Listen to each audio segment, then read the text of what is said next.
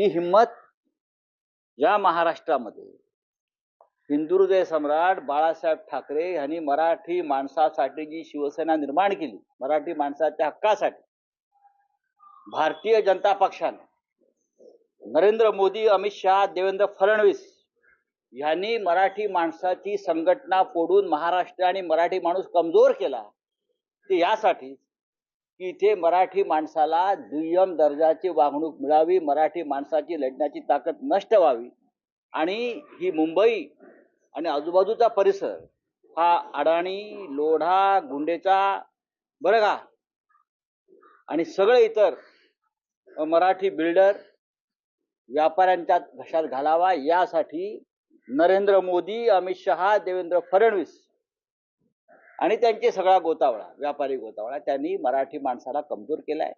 आणि कालच्या विधानसभा निवडणुकीच्या निकालानंतर हे मराठी माणसावरचे हल्ले वाढायला लागलेले आहेत. हे लक्षात घेतलं पाहिजे आपण. मराठी माणसाचे खून पडायला लागलेले आहेत.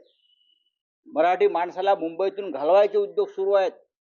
ठाणे, कल्याण, डोंबिवलीतून सुद्धा मराठी माणसाने राहू नये अशा प्रकारचं वातावरण निर्माण केलं. याचं कारण शिवसेना तोडली, शिवसेना कमजोर केली. पण स्वतःला जे शिवसेना म्हणून जे समजतायत, नरेंद्र मोदी आणि अमित शहाने ज्यांच्या हातामध्ये शिवसेना आणि चिन्ह दिलं, ते नामर्द लोक जे आहेत सरकारमध्ये बसलेले, शिवसेना म्हणून नामर्द लोक आहेत, त्यांना कालच्या कल्याणमधल्या घटनेची वेदना टोचते आहे का? आम्ही बघू काय करायचं ते. मराठी माणसाच्या संदर्भात ज्यांना ही वेदना आहे त्यांनी एकत्र आलं पाहिजे असं मी वारंवार सांगतो. नामर्द आहेत, हे नामर्द आहेत, हे सत्तेसाठी लाचार आहेत. त्यांनी बाळासाहेब ठाकरेंची मराठी माणसाची संघटना फोडायला मदत केली, हे लाचार आहेत. यांनी महाराष्ट्राचं, मराठी माणसाचं नुकसान केलेलं आहे बरं का. मला जेव्हा ईडीनं अटक केली तेव्हा माझं वाक्य आहे, महाराष्ट्र कमजोर होतोय पेढे वाटा म्हणून. प्रत्येक मराठी माणसाविषयी बोलणाऱ्या प्रत्येक संस्था, संघटना, व्यक्तीवरती हे हल्ले सुरू आहेत.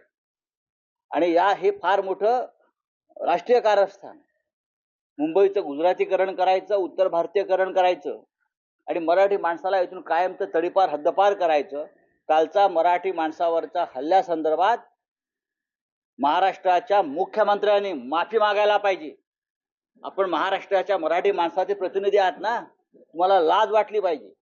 उपमुख्यमंत्री आहेत 2, स्वतःला कसले मराठी समजताय तुम्ही? लाज वाटली पाहिजे तुम्हाला. ते भारतीय जनता पक्षाबरोबर आहेत. ते भारतीय जनता पक्षाची भूमिका जी आहे ते पुढे नेते. भारतीय जनता पक्षाची भूमिका महाराष्ट्रातून मराठी माणसाला नष्ट करण्यासंदर्भात. लाज वाटली पाहिजे या सगळ्यांना. मराठी म्हणून आपण स्वतःला म्हणून घेता. हा छत्रपती शिवाजी महाराजांचा महाराष्ट्र, बाळासाहेब ठाकरेंचा महाराष्ट्र हा. आणि काय अवस्था आहे मराठी माणसाची. भाजपच्या कार्यकर्त्यांनी काल हल्ला चढवला काँग्रेसच्या कार्यालयात. आता त्यांच्याकडे सत्तेचा हा गैरवापर, सत्तेची मस्ती आहे. डॉक्टर बाबासाहेब आंबेडकर, महामानव, भारतरत्न यांच्या संदर्भात देशाचे गृहमंत्री अमित शहा अपशब्द काढतात आणि त्याविरुद्ध आवाज उठवलेला राजकीय पक्ष, संघटनांवरती असे हल्ले केले जातात. ही सत्तेची मस्ती आहे. पण ही मस्ती जी आहे, इतिहासामध्ये असे अनेक दाखले आहेत. हुकुमशाही आणि असे मस्तवाल लोक हे नष्ट झालेले आहेत.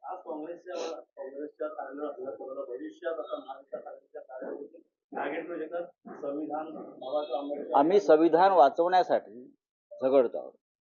भविष्यात कोणावरती हल्ला करणार आमच्यावर, त्यांचे 100 बाप खाली उतरायला पाहिजे. मी असतो ना दिल्लीत एकटा, आमची सगळी सुरक्षा व्यवस्था काढून घेतलेली आहे.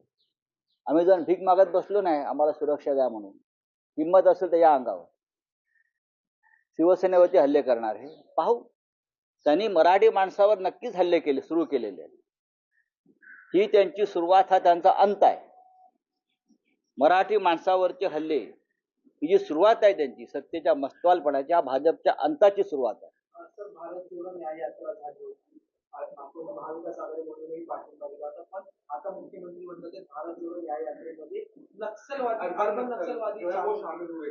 ठीक आहे, मुख्यमंत्री काय बोलतात त्याच्याकडे फार लक्ष देऊ नका.